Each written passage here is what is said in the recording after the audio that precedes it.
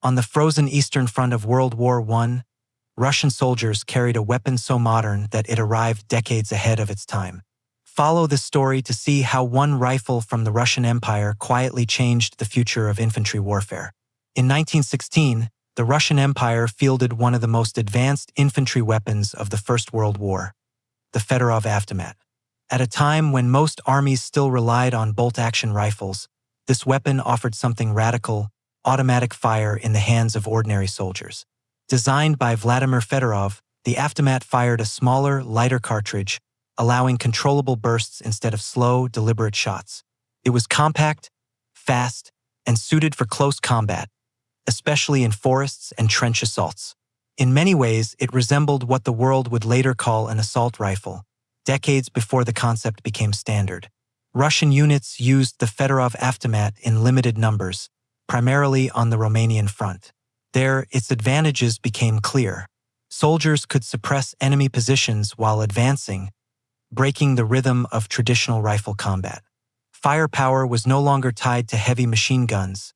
It moved with the infantry. Logistics and politics limited its spread. The Russian Empire struggled with production, ammunition supply, and the growing chaos of war. Then came revolution. The weapon never reached its full potential, not because it failed, but because history intervened. Despite its short service, the Fedorov Avtomat left a lasting mark. It proved that automatic fire, mobility, and infantry control could exist in a single weapon. What began in the final years of the Russian Empire became a blueprint for modern infantry arms. Long before the world was ready, this rifle pointed toward the future of warfare, born in war, tested in chaos, and remembered as one of the most forward-thinking weapons of World War I. The true significance of the Fedorov Avtomat becomes clearer when placed against the backdrop of its time. World War I was dominated by massed armies, slow rifles, and overwhelming artillery. Innovation moved cautiously, constrained by tradition and logistics.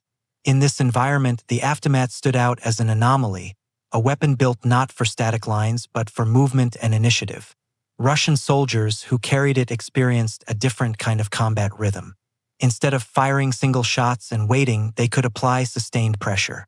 Short bursts allowed them to dominate close engagements, especially in wooded terrain and broken ground where visibility was limited.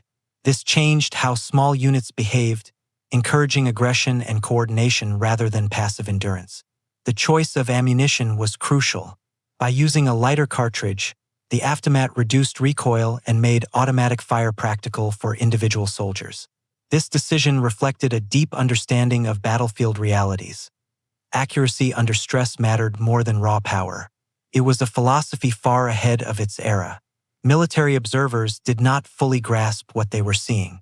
To many commanders, the weapon seemed unnecessary or even wasteful. Doctrine had not yet caught up with technology. The idea that infantry squads could rely on their own automatic fire without waiting for machine gun crews was still foreign.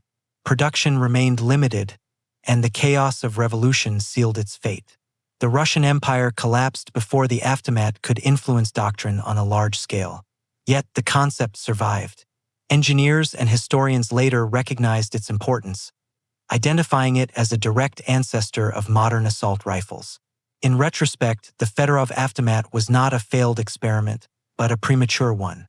It arrived before armies were ready to reorganize around its possibilities. Its brief service did not diminish its impact.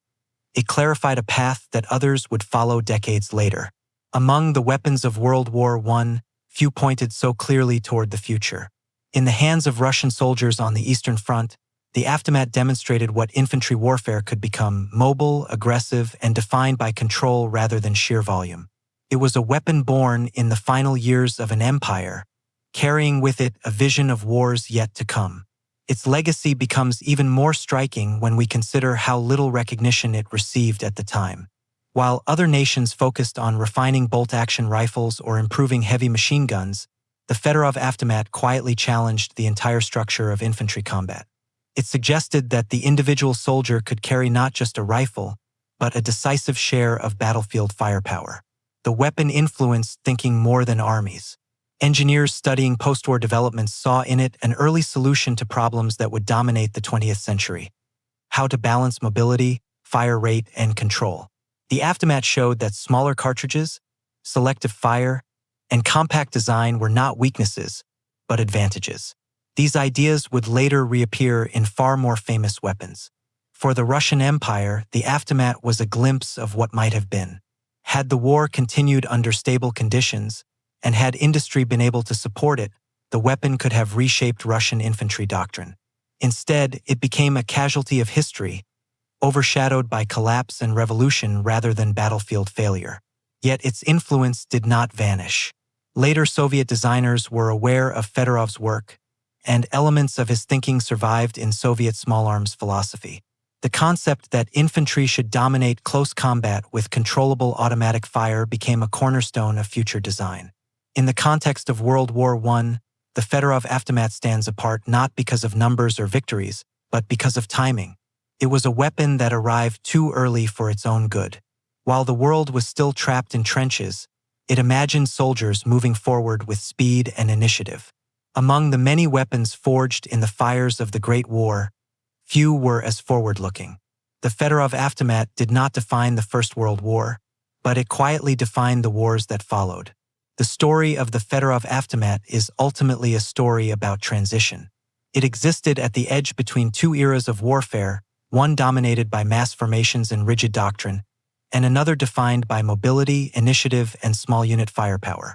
The Avtomat belonged to the second era, but was born into the first. On the Eastern Front, conditions often differed from the dense trench systems of the West. Forests, villages, and wide front lines created situations where close combat was frequent and fluid. In these environments, the Avtomat showed its true value. Soldiers equipped with it could react faster, suppress enemy movement, and seize brief opportunities that traditional rifles could not exploit. What made the weapon remarkable was not just its rate of fire, but its philosophy. It treated the infantryman not as a single-shot component of a larger machine, but as an active decision-maker on the battlefield. Firepower was placed where judgment existed, in the hands of the soldier closest to the fight. This idea challenged long-standing military thinking. Many commanders feared ammunition waste, loss of discipline, or logistical strain. These concerns slowed adoption everywhere, not just in Russia. The Avtomat exposed a gap between what technology could offer and what doctrine was willing to accept. History intervened before that gap could close. The collapse of the Russian Empire ended large-scale experimentation. Resources vanished, priorities shifted, and the weapon faded into obscurity. Yet ideas do not disappear as easily as governments. The Avtomat survived in design notes, engineering memory, and quiet influence. Decades later, when assault rifles became standard across the world, historians looked back and recognized the pattern.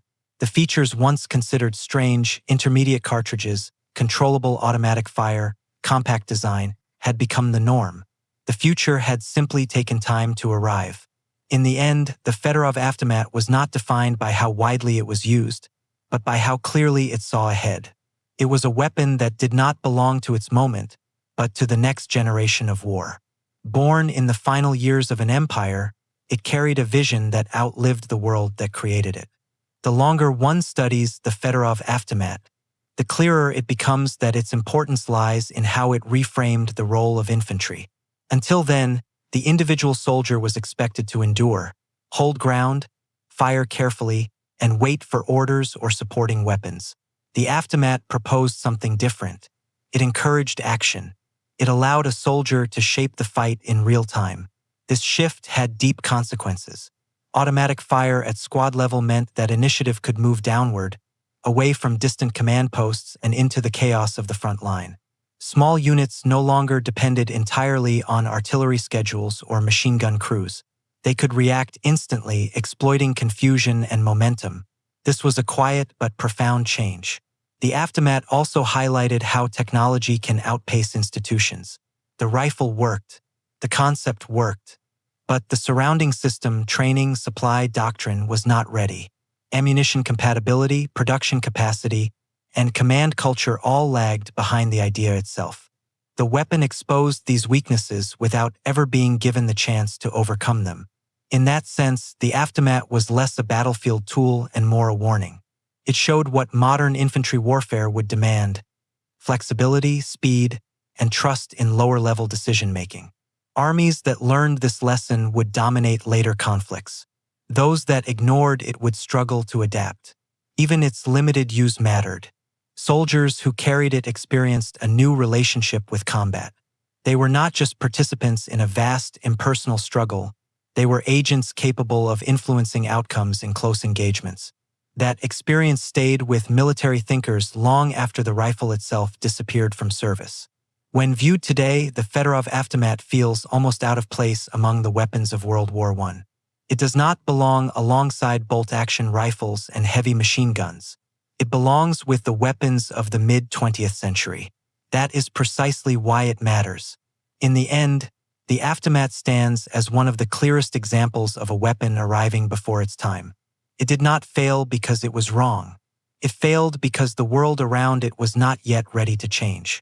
And when that change finally came, decades later, the path it followed had already been drawn, quietly on the Eastern Front, by a rifle that pointed toward the future. The Avtomat story also reveals how innovation can survive even when its original context collapses. The Russian Empire fell, armies disbanded, and priorities shifted, but the core ideas behind the weapon endured. They resurfaced in later decades, not as copies, but as evolutions shaped by different wars and different needs. What set the Fedorov Avtomat apart was its balance.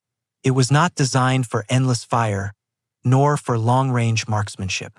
It was designed for control, enough firepower to dominate close combat without overwhelming the soldier carrying it. That balance would become the defining challenge of infantry weapon design throughout the 20th century. In many ways, the Avtomat was a bridge between eras.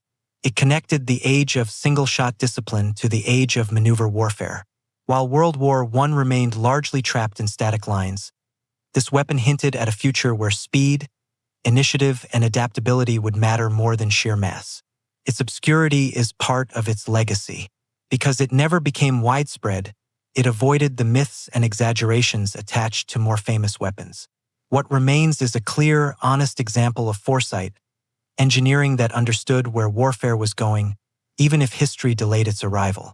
Among the many inventions of the First World War, the Fedorov Avtomat stands as one of the most forward-looking. It did not change the outcome of the war, but it changed the conversation about what infantry could be. And once that conversation began, it could not be undone. Long after the echoes of the Eastern Front faded, the Avtomat's influence lived on in the shape of modern infantry weapons. Quiet, overlooked, and ahead of its time, it remains one of the clearest signals that the future of warfare had already begun. Hidden within the chaos of a dying empire, the Fedorov Avtomat also forces us to rethink how progress in warfare actually happens.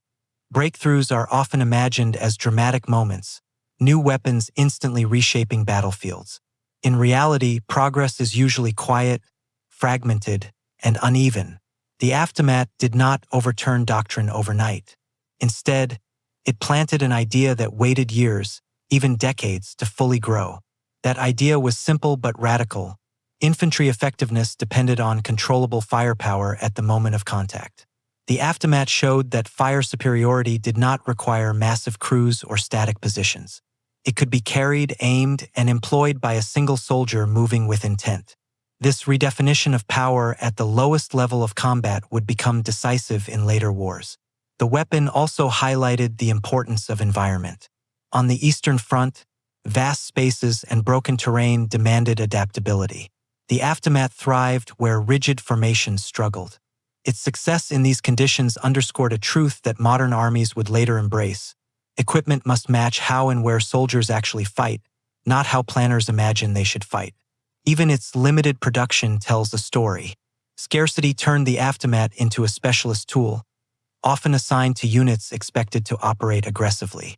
These soldiers became early practitioners of tactics that would later be formalized: suppress, maneuver, close, and overwhelm. The rifle did not invent these ideas, but it made them practical. Over time, the Avtomat became a reference point for what might have been. Historians and designers alike recognized that its failure to spread was not technical, but political and industrial. The collapse of the Russian Empire froze development at a critical moment. Progress paused not because the idea was wrong, but because history changed direction. When similar concepts reappeared in the mid-20th century, they were often hailed as revolutionary. Yet the blueprint already existed. Smaller cartridges, selective fire, emphasis on mobility all had been tested before. The Avtomat had quietly answered questions that others would later ask again. In the broader narrative of World War I, the Fedorov Avtomat stands apart from weapons defined by destruction. It represents foresight rather than firepower, potential rather than numbers. It reminds us that the future often appears first at the margins, limited, misunderstood, and easy to overlook. And that is why this rifle remains one of the most fascinating weapons of the war. Not because it dominated battlefields, but because it revealed where warfare was heading long before the world was ready to follow. The Fedorov Avtomat also challenges how we define success in military history. Most weapons are judged by numbers produced, battles won, or years of service. By those measures, the Avtomat seems insignificant. But influence is not always visible in statistics. Sometimes it exists in ideas that survive long after the hardware disappears. What the Avtomat truly introduced was confidence in the individual infantryman. It assumed that soldiers could manage automatic fire responsibly, make decisions under pressure, and adapt to rapidly changing conditions. This trust was rare in World War I, where control was usually centralized and rigid. The rifle quietly argued that effectiveness came from empowerment, not restriction. Its presence hinted at a future where infantry would no longer exist merely to hold ground or absorb losses. Instead, soldiers would be expected to maneuver, suppress, and seize opportunities independently. This shift in expectation reshaped training, leadership, and eventually doctrine across the world. The Avtomat's obscurity also reflects a broader truth about innovation during collapse. The Russian Empire was unraveling socially, politically, and economically. In such moments, even brilliant ideas struggle to survive. The fact that the Avtomat existed at all during this period speaks to how urgent and creative wartime innovation can be. Later generations would rediscover its principles without always knowing its name. When assault rifles became standard, the logic behind them felt obvious, almost inevitable. Yet that inevitability was built on earlier experiments like the Avtomat, which proved the concept under the harshest conditions. In the end, the Fedorov Avtomat occupies a unique place in World War I history. It was not a weapon of the present, but of the future. It belonged to a kind of war that had not fully arrived, carried by soldiers fighting in one that was already fading. That is why it remains so compelling. Amid the chaos of the Eastern Front and the collapse of an empire, this rifle offered a glimpse of what infantry warfare would become. Quiet, limited, and ahead of its time, it stands as one of the clearest signs that modern war had already begun, long before the world realized it. The deeper meaning of the Fedorov Avtomat lies in how it blurred categories that armies had relied on for decades. It was not clearly a rifle nor a machine gun. It occupied an uncomfortable middle ground that doctrine had not yet defined. That ambiguity made it difficult to accept, but also made it revolutionary. World War I was a war of extremes. Weapons were either simple and slow or powerful and immobile. The Avtomat rejected that divide. It suggested that effectiveness did not require choosing between precision and volume, but could emerge from balance. This idea would later become central to modern infantry combat. Its limited deployment also created a rare kind of feedback loop. Because it was used by select units, its strengths and weaknesses were observed closely. Reports emphasized how soldiers adapted their behavior around the weapon, learning restraint instead of excess. Automatic fire became a tool, not a crutch. This discipline foreshadowed training philosophies that would appear much later. The Avtomat also highlighted how warfare rewards those who anticipate change rather than react to it. While most armies focused on refining what they already understood, this weapon explored what came next. It asked questions that had no immediate answers, and that alone set it apart from its contemporaries.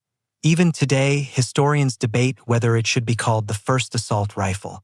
Labels matter less than intent. What matters is that its design solved problems that would not become obvious to most of the world until another global war forced the issue. The Avtomat was not chasing trends, it was defining them. In the chaos of the Eastern Front, surrounded by shortages, confusion, and collapse, this weapon stood as proof that innovation does not wait for stability. It emerges precisely when stability is gone. The Fedorov Avtomat was shaped by uncertainty, and in turn, it shaped ideas that outlived that uncertainty. Among the weapons of the First World War, it remains one of the clearest examples of a future arriving early. Quietly issued, rarely understood, and quickly overshadowed by history, it nonetheless changed how military thinkers imagined the role of the infantryman. It did not need widespread adoption to matter. Its existence alone was enough to show that warfare was already evolving, and that the next chapter had begun long before the previous one had ended. The story of the Fedorov Avtomat ends not with its disappearance, but with its meaning. It was a weapon born too early, carried into a war that was not yet ready for it, and lost in the collapse of an empire. Yet its ideas survived. Automatic fire, mobility, and control in the hands of infantry would later define modern warfare. The Avtomat did not fail on the battlefield. History simply moved faster than the world around it. Long before assault rifles became standard, this weapon had already shown what the future would demand from soldiers and the weapons they carried. If you enjoyed this deep dive into a forgotten turning point of military history, support the channel with a like and a subscription. More hidden weapons, untold innovations, and stories that changed warfare are coming next.